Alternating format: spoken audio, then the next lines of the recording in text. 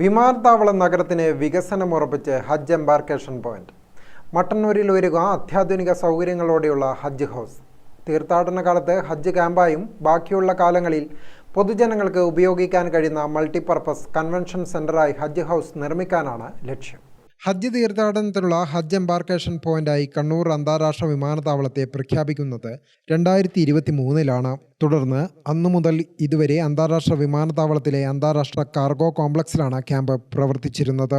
തുടർന്ന് കഴിഞ്ഞ വർഷം തീർത്ഥാടന കാലത്താണ് കണ്ണൂർ ഹജ്ജ് ഹൗസ് എന്ന പ്രഖ്യാപനം സംസ്ഥാന സർക്കാർ നടത്തിയത്. പിന്നീട് ദ്രുതഗതിയിൽ സ്ഥലം കണ്ടെത്തലും തുടർ പ്രവർത്തനങ്ങളും ആരംഭിക്കുകയായിരുന്നു.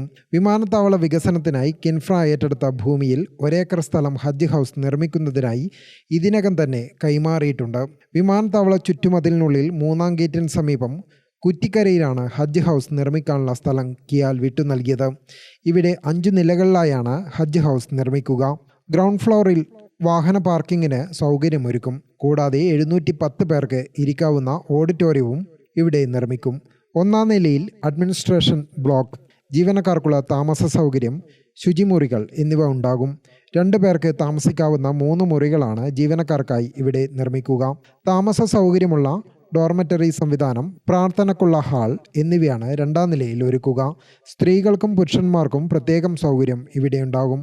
ഡോർമെറ്ററിയിൽ ബെഡ് ഉൾപ്പെടെയുള്ള സൗകര്യങ്ങളോടെ 300 പേർക്ക് താമസിക്കാവുന്നതാണ്.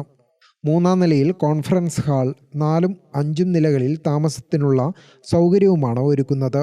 ഭക്ഷണം ഒരുക്കാനും കഴിക്കാനുമുള്ള ഇടങ്ങൾ, തീർത്ഥാടകരെ പരിശോധിക്കുന്നതിനുള്ള ആരോഗ്യ കേന്ദ്രങ്ങൾ തുടങ്ങിയ സൗകര്യങ്ങളും ഹജ്ജ് ഹൗസിൽ ഒരുക്കും.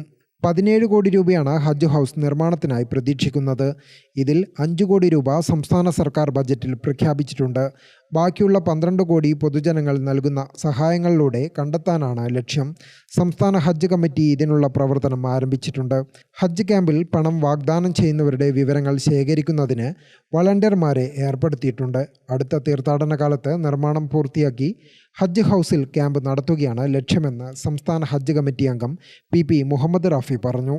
ഫണ്ട് ശേഖരണം നമുക്ക് ആരംഭിക്കേണ്ടതുണ്ട്.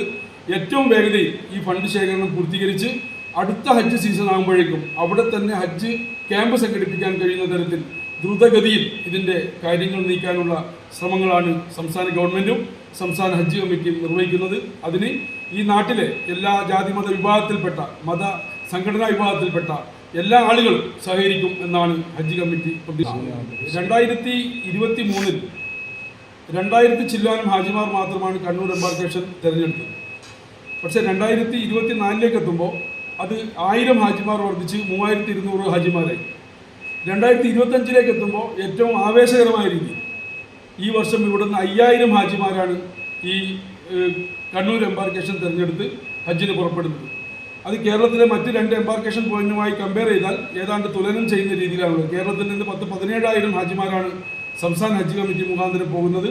അതിൽ ഇവിടെ നിന്ന് 5000-ഓളം ഹാജിമാർ പോകുന്നു. ഞാൻ നേരത്തെ സൂചിപ്പിച്ച കണ്ണൂർ, കാസർഗോഡ്, വയനാട്, കോഴിക്കോട് എന്നീ സ്ഥലങ്ങൾക്ക് പുറമെ മാഹിയിൽ നിന്നുള്ള ഹാജിമാർ ഈ കണ്ണൂർ എംബാർക്കേഷൻ തിരഞ്ഞെടുക്കുന്നു. അതുപോലെ തന്നെ കർണാടക സംസ്ഥാനത്തെ കുടകിലെയും മംഗലാപുരത്തെയും ഹാജിമാർ ഉൾപ്പെടെ ഈ നമ്മുടെ കണ്ണൂർ എംബാർക്കേഷൻ പോയിന്റാണ് തിരഞ്ഞെടുത്തിരിക്കുന്നത്. തീർത്ഥാടന കാലം കഴിഞ്ഞാൽ ബാക്കിയുള്ള മാസങ്ങൾ ഹജ്ജ് ഹൗസ് പൊതുജനങ്ങൾക്ക് ഉപയോഗിക്കാൻ കഴിയും. സർക്കാരിൻ്റെയോ തദ്ദേശ സ്ഥാപനത്തിൻ്റെയോ ഉടമസ്ഥതയിൽ ഓഡിറ്റോറിയങ്ങളോ മറ്റോ ഇല്ലാത്ത വിമാനത്താവള നഗരത്തിൽ ഹജ്ജ് ഹൗസ് നിർമ്മിച്ചു കഴിഞ്ഞാൽ പൊതുജനങ്ങൾക്ക് ചുരുങ്ങിയ ചെലവിൽ ലഭ്യമാകും. ഹജ്ജ് ഹൗസിൻ്റെ തറക്കല്ലിടൽ കഴിഞ്ഞ ദിവസം മുഖ്യമന്ത്രി പിണറായി വിജയൻ നിർവഹിച്ചു കഴിഞ്ഞു. 2026 ജനുവരിയിൽ ആദ്യഘട്ടം പൂർത്തിയാക്കാനാണ് ലക്ഷ്യമിടുന്നത്. ഗ്രാമിക ന്യൂസ്, മട്ടന്നൂർ.